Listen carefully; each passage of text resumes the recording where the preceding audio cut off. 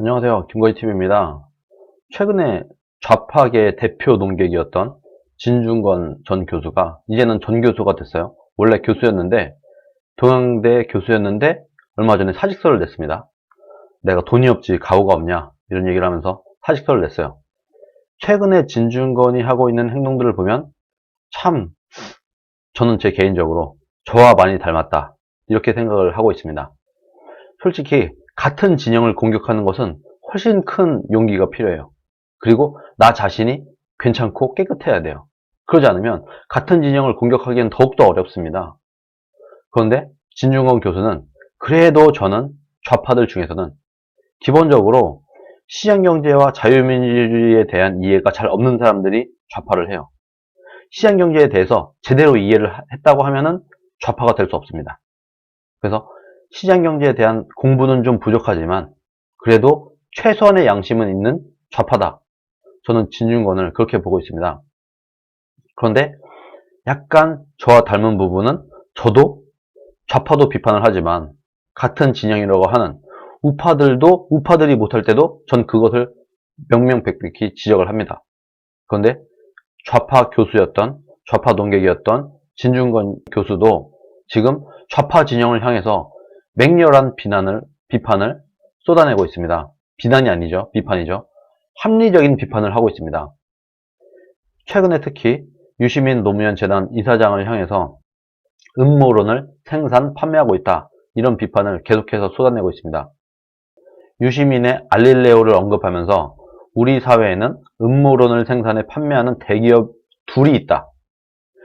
음모론을 생산해서 판매하는 대기업이 두 개가 있는데 하나는 알릴레오, 유시민의 알릴레오. 또 하나는 김어준의 뉴스공장이다. 이렇게 비판을 하고 있어요. 이 두 기업은 매출액이 상당한 것으로 알고 있다. 그만큼 우리 사회에 그들이 생산하는 상품에 대한 강력한 니즈가 있다는 얘기다. 음모론, 거짓말을 마음껏 하고 있는데 이런 것을 우리 국민들이 원한다. 거짓말이라도 원한다. 거짓말이라도 음모론이라도 자기 진영을 옹호하는 그런 니즈가 있다. 우파도 똑같습니다. 제가 볼 때 이것은요. 좌파가 더 심하지만 우파도 똑같습니다. 음모론이라도 거짓말이라도 희망 고문이라도 행복 회로를 돌리는 프로그램이라고 하더라도 정말 현실이 좋지 않으니까 우파가 지금 이기고 있다, 유리하다, 우파들 잘하고 있다 라고 희망 고문이나 행복 회로를 돌리는 방송을 원하는 니즈가 많아요. 우파 진영에서도 똑같습니다. 좌파도 똑같습니다. 이 니즈를 충족시키고 있는 두 개의 방송이 하나는 알릴레오, 하나는 뉴스공장이다. 우파 진영 내에서는 많은 우파 유튜버들이 있어요. 그 사람들이 어떻게 보면 비슷한 행동을 하고 있다. 각각 진영 논리에 빠져 있는 거죠. 우파 유튜버들은 우파의 논리, 좌파 유튜버들과 이런 김어준의 뉴스공장, 유시민의 알릴레오 이런 거는 좌파 진영에 맞는 그런 음모론과 논리들을 생산해내고 있습니다. 그게 진실이든 아니든 음모론이든 뭐든. 유시민의 꿈꿀레오와 유시민의 알릴레오를 꿈꿀레오라고 비꼬는 겁니다. 김어준의 개꿈 공장은 일종의 판타지 산업, 즉 한국판 마블 혹은 성인용 디즈니랜드다. 이렇게까지 비판을 하면서 유시민이 진중권에게 사유체계를 점검해보라 이런 식으로 얘기를 했었던 것을 언급을 하고 있어요. 당신의 말을 듣고 내 사유체계를 점검해보니까 아무 이상이 없었어. 나이 들면 주기적으로 건강검진을 받듯이 작가님 연세도 유시민을 말하는 거죠. 유시민 당신의 나이도 어느덧 본인이 말했던 60을 넘었다. 이제는 점검을 한번 받아보시는 게 어떠냐. 이렇게 유시민을 비판을 합니다. 혹시 본인이 자신의 신념과 달리 아직도 사회에 책임을 지는 위치에 계신 것은 아닌지 살펴보시길 바란다. 나이가 60이 넘으면 뇌가 좀 퇴화가 되고 생각이 제대로 안 된다. 그래서 사회에 책임을 지는 위치에 있는 것은 맞지 않다. 이렇게 유시민이 말했었는데 본인이 지금 그러고 있지 않는가. 그런 얘기를 하는 겁니다. 또 이사장이 최근에 의혹을 제기한 자신의 계좌에 대한 검찰의 계좌 추적 이런 의혹에 대해서는 유시민 본인이 꿀릴 게 없으면 쫄지 마라. 이렇게 호들갑 떨 거 없다. 그리고 이 해프닝에서 정말 걱정스러운 것은 유시민, 그를 지배하는 어떤 사유의 모드다.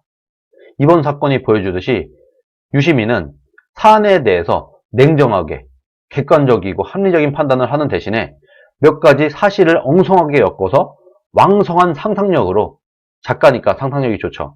왕성한 작가적 상상력으로 가상현실을 창조해낸다. 이것이 음모론적 사유의 전형적 특징이다. 그러면서 이 허황한 음모론이 심지어 여당의 수석대변인이라는 분의 입을 통해서 공공의 영역인 대한민국 국회까지 지금 진출해 있다. 민주당을 비판하는 겁니다. 아니, 그래도 여당의 수석대변인이라는 사람이 이런 음모론을 국회에서 떠들면 어떻게 하느냐. 이렇게 지금 민주당, 청와대, 유시민 이런 사람들을 두루두루 좌파 진영 전반적으로 비판을 하고 있습니다. 이건 정말 웃지 못할 소극이다. 국회까지 이런 음모론이 확산되고 있는 것은 정말 웃지 못할 소극이다. 민주당, 너네도 반성해. 이런 얘기죠. 그러면서 그렇게 영민하신 분이 어쩌다 이렇게 되셨는지 주위에 의아해하는 사람들이 많다. 간단하다. 미디어학자 윌터 옹의 유명한 말이 있다. 미디어는 의식을 재구조화한다. 유튜브 방송은 언론을 참칭해도, 유튜브는 언론이라고 말을 해도 기존의 레거시 미디어와는 전혀 다른 성격을 갖는다.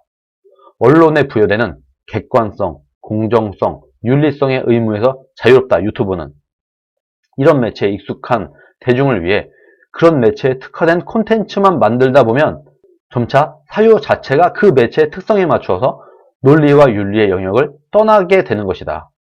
지금 유시민 이런 사람들이 유튜브 방송을 하다 보니까 객관성, 공정성, 윤리성 이런 것을 잃어버렸다. 그냥 자신의 지지층만 보고 말하는 그런 유튜브 특성에 맞게끔 유시민의 사유 자체가 변화가 돼버렸다. 이렇게 전 좌파 진영을 아울러서 공격을 하고 있습니다. 그럼에도 불구하고 어제 27일이죠. 이 진중권 교수는 그럼에도 불구하고 아직까지도 나는, 진중권 본인은 문재인 대통령의 국정 운영을 지지하고 있다. 왜? 왜 아직도 그럼에도 불구하고 문재인을 지지하고 있는가? 지금 반대편에 있는 자유한국당을 보면 대안이 없어 보인다. 지금 우파 진영에서도 항상 하는 말이 그거예요. 대안이 뭐냐? 대안을 내놔라. 진중권이 볼 때 이렇게 좌파들이 못하고 있고 좌파들이 개판인데 거기다가 음모론도 하고 거짓말도 하고 망상에 빠져 있는데, 그럼에도 불구하고 이 좌파 진영의 반대 세력이라고 하는 자유한국당을 보면은 그래도 좌파가 더 낫다. 그래도 문재인 정부가 좀 더 나은 거 아닌가. 이렇게 보고 있다는 겁니다. 이거는 전 착각이라고 보지만 뭐 이분의 생각 자체가 좌파니까 좌익적인 세계관을 갖고 있는 사람이다 보니까 이 사람이 볼 때는 그렇게 보이나 보죠. 그러면서 친문을 비판하면서 문재인은 쉴드 치는 이런 얘기를 하고 있어요. 친문 측근들이 청와대 안에 공적 감시 기능을 망가뜨려버렸다. 그 결과 지지자들은 실제로는 특권층의 사익을 옹호하며 자기들의 공익을 수호한다는 해괴한 망상에 빠지고 있다. 지금 문재인의 지지자들, 민주당의 지지자들은 실제로는 문재인들만, 문재인 특권층의 사익만 옹호하고 있는 건데, 이것이 이 지지자들은, 우리들은 공익을 수호하는 거야. 우리는 문재인을 지지하거나 민주당을 지지하는 게 아니야. 이것은 공익을 수호하는 거야. 라는 이상한 해괴한 망상에 지금 빠지고 있는 거다. 하면서 문재인 정권의 지지자들에 대한 얘기도 하고 있는 거예요.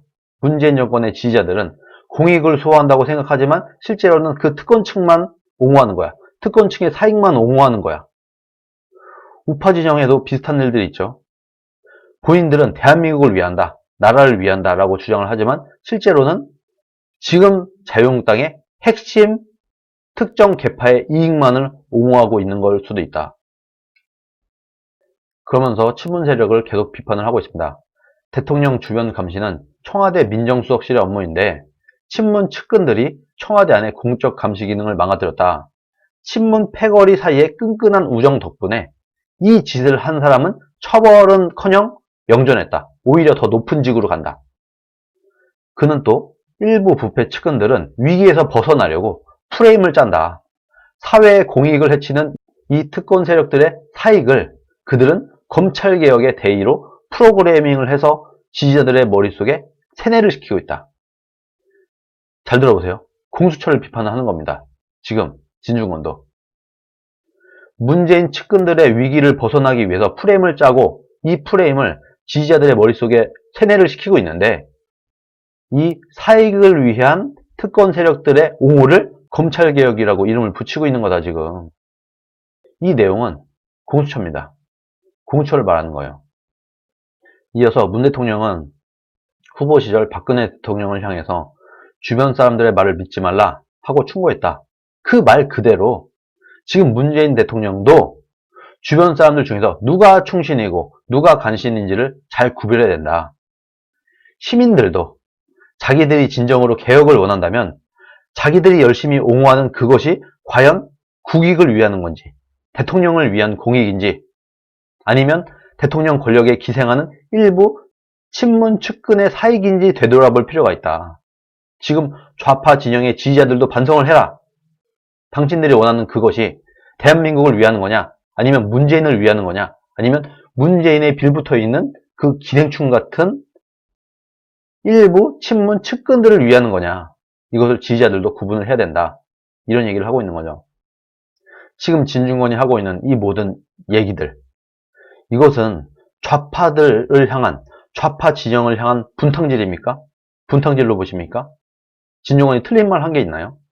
물론 이분의 생각이 약간 좌익적이고 자유민주주의나 시장경제에 대해서 제대로 이해를 하지 못한 사람이다 보니까 물론 좌익적인 세계관에 빠져있는 것은 맞아요. 그러나 지금 이 사람이 말하는, 진중권이 말하는 좌파들에 대한 비판은 다 옳은 말입니다. 다 맞는 말입니다. 그러나 좌파들 일부가 볼 때는 진중권이 왜 분탕질하지? 진중권이 마음이 변했나? 진중권이 좌파인 줄 알았는데 우파였나? 이렇게 생각하는 사람도 있겠죠. 우파도 똑같습니다. 저도 국익을 위해서 진짜 자유한국당이나 진짜 나라를 위해서 좌우를 넘나들면서 좌파도 비판을 하고 우파가 못됐을 땐 저는 우파도 과감하게 비판을 합니다. 이것을 보고 오로지 진영 논리에 갇혀서 분탕이니 분열이니 좌파가 뭔지 우파가 뭔지도 모르는 분들이 너는 우파가 아닌 것 같아. 우리 진영을 비판해? 그럼 넌 우파가 아니야. 이렇게 황당한 얘기를 하고 있습니다. 다시 한번 말씀드리지만 같은 진영을 비판하려면 더 큰 용기가 필요합니다. 지금 진중권은 조금은 몸을 사리는 그런 모습을 보이고 있기도 해요. 문재인까지 비판을 하면 문재인, 민주당, 좌파 진영 전체를 싹 다 비판을 하면은 참 어떻게 보면 자기도 갈 곳이 없을 수도 있어요. 그러다 보니까 약간 문재인은 비껴치면서 살짝 피해가고 아직도 그래도 나는 문재인을 지지해. 자유한국당을 보니까 대안이 없어. 자유한국당이 지금 또 이 기득권 세력 그리고 이렇게 탄핵을 당하고도 정신 못 차리고 그때 그 요직에 있던 사람들이 그대로 지금 당 지도부를 차지했다. 그런 걸 보니까 자유한국당도 답이 아닌 것 같다. 내가 볼 때는 그래도 문재인이 그래도 좀 더 잘해서 성공하길 바란다 하면서 문재인 정부와 청와대와 문재인의 측근과 좌파 진영 전체를 맹렬하게 비판을 하고 있어요. 우파는 거짓에 분노하고 좌파는 진실에 분노한다. 이런 얘기가 있습니다. 그런데 이것은 일부 우파들에게도 해당이 되는 것 같아요. 일부 우파들도 진실에 분노합니다. 진실을 말하면 자기 진영 논리에 맞지 않는 진실을 누군가가 얘기를 하면 그것에 분노한다. 그러면 안 된다. 진실은 진실로서 존중할 만한 가치가 있는 거다. 충분히. 진실을 우리가 직시하고 진실은 있는 그대로 받아들이고 그 다음에 뭔가 다른 해결책을 찾거나 다른 전략을 찾거나 해야지 진실은 덮어두고 우파임에도 불구하고 진실이 중요한데 진실은 덮어두고 오직 진영 논리에만 빠져서 좌파만 비판하고 우파는 무조건 감싸줘야 돼. 이런 논리에 빠져서는 안 된다. 그렇게 해서는 일반 국민들이 볼 때는 역겨워 보일 겁니다. 우리가 조국 수호 집회를 보는 일반 국민들의 시선이 어떨 것 같으세요? 역겨워합니다. 쟤네 뭐야? 완전 진영 논리에 빠져서 조국이 이렇게 잘못했음에도 불구하고 끝까지 옹호하는구나. 이걸 보고 문재인과 민주당을 지지할 사람은 없어요. 중도 민심에서. 똑같습니다. 분명히 자유한국당이 잘못하고 있고 잘못된 길로 가고 있는데 이것을 어떻게든 실드치고 어떻게든 옹호하려는 그 사람들을 보고 일반 국민들이 볼 때 어떻게 생각하겠는가. 조국 수호 집회를 보는 그 사람들과 똑같은 시선으로 볼 것이다. 똑같은 논리를 볼 것이다. 어느 진영에 속해 있지 않은 사람들이 볼 때는 대부분의 국민들은 좌파 진영에 속해 있지도 않고 우파 진영에 속해 있지도 않아요. 그런 일반 국민들이 볼 때 일반 국민들의 시선도 생각을 해야 된다. 결국 선거는 이 일반 국민들의 시선을 잡는 사람들이 이기는 겁니다. 너무 진영 논리에만 빠져서 일반 국민들의 시선을 외면하는 그런 일을 해서는 안 되겠죠.